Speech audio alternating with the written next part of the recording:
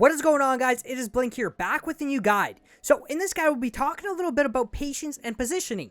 Now, you guys might notice the sound quality is a little different as I've gotten a new studio mic. So I'm not sure if you guys like the sound of this, but I'm still messing around with it. But hopefully it's pretty good so far. Also, the V-Bucks giveaway is still going on, so make sure to visit the link in the description to enter. And lastly, don't forget to subscribe and turn on notifications as I post an Amazon gift card code in the comments every time I upload. By turning on notifications, you'll have a way better chance of getting here first and redeeming that code. Anyways, guys, let's get to this guide. So, in this first example, this player was jumping around.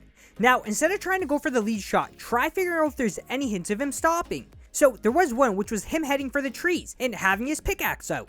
Now, I basically run with my pickaxe out, so that might not be a hint.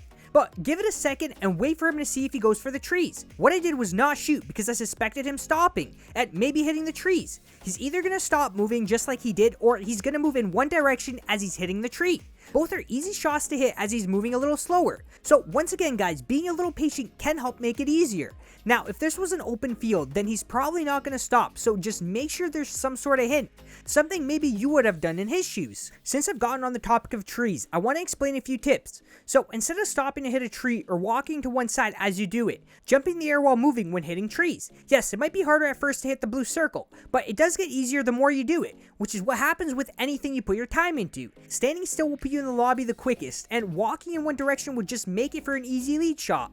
And yes, once in a while, I'll still sometimes walk in one direction as I hit trees. Try slowly adding in the jumps as much as you can. If you guys want to know if a tree has been hit, then pull your weapon and aim at the tree. It'll show you the health of the tree before even hitting it. This is great to know if you don't want players to know where you are, because you guys might notice sometimes people leave trees to the last point of health. And the reason for this is because it's super easy to spot players when they're always breaking giant trees. The tree basically explodes and you can see it from a relatively far distance. So this was just a few tree tips that can hopefully help some people out. Now, in this next situation, this player was fighting another team. What I instantly noticed was him reloading his weapon, so I waited to shoot and knew he was going to have to stop moving when taking the shot.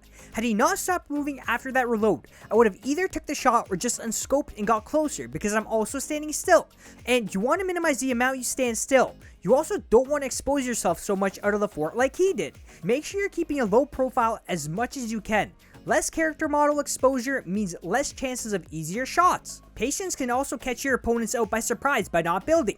My teammate was taking shots at this player as I ran towards him. He had no clue I was coming and I was able to put some damage onto him. Now he has to build behind him and in front of him, which makes it harder to pay attention to both of us. Although the main point was to see if you can surprise your opponent with multiple hits. I only got a hit off, but this method of pushing works very well when you're hitting your shots as they don't expect you. In this next example, I want to talk about a few things. The first being the right walls as you're building stairs. So I knew there were players to the right of me and also in front of me. Now, instead of just building stairs and then boxing myself in at the top, I made sure to place walls down to the right of me too, because you can still get sniped by players on the right side pretty easily, as your movement is super predictable since you're just going up. Adding walls blocks temporary vision, making it much harder to hit a shot. Now, we were sandwiched between two teams, so you want to see if you can eliminate one of the teams first to take off some weight. I went for the team behind us. Now, as I sniped this player, I almost got sniped myself. So I made sure to edit my right wall for the next peek. I still ended up getting sniped because I never noticed I'm still in view for this opponent. Thankfully, my shield did save me. Now, I backed up a little and put all my focus on this last player. Was waiting for that head peek and managed to hit a harder shot. So let's quickly summarize the situation. The biggest tip is getting those walls down as you're building stairs to minimize chances of taking damage. And I've also talked about this tip in the past, but you want to see if you can get rid of one team first. That way you can cut down the 4 players into 2. So this next situation is similar to the last, except we were able to avoid a pinch from happening by playing it smart. We knew there were also players coming up from behind us. We were going to try heading to these players to try to push them quick enough until we noticed they left. So who do we push? Well, we could have pushed the players in front had they not left. Our goal was to see if we can catch these players by surprise and hope for a quick fight, because instead we fought the players behind us. The ones in front of us could have heard the shots and could have easily pushed up onto us. But the moment they left, that was our chance to fight the players behind us, because the players in front won't hear our shots as they aren't in range to hear them. As you guys played, try noticing approximately when shots aren't heard. It's super helpful, especially in situations where you can't decide which team to push. So we fought off these players, and I want to show you guys one way of fighting off players when you're on the low ground. As they build up, try shooting down their freshly freshly built materials because, as you guys know, it takes time for a structure to fully build.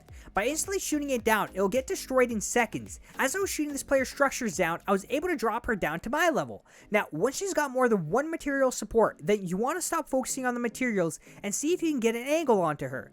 The most common way of players getting eliminated with the high ground is the simple shotgun jump shot. What she should have done was use that right side peeking angle to line up a shot, as it avoids exposing her body for too long. She also could have built a little higher because I can simply hit a jumping shotgun shot with the one story she's on. So to avoid this, make sure you're building an extra layer of support, or utilize that right side peeking angle when peeking out. You basically want to build yourself a more comfortable angle to peek from. Well guys, that's it for this guide. Hopefully I've helped some people out, and a like and a sub would be greatly appreciated as it does help me out a lot. Anyways guys, thanks for watching, and I hope you have a great rest of your day or night, and I'll see you on the next one.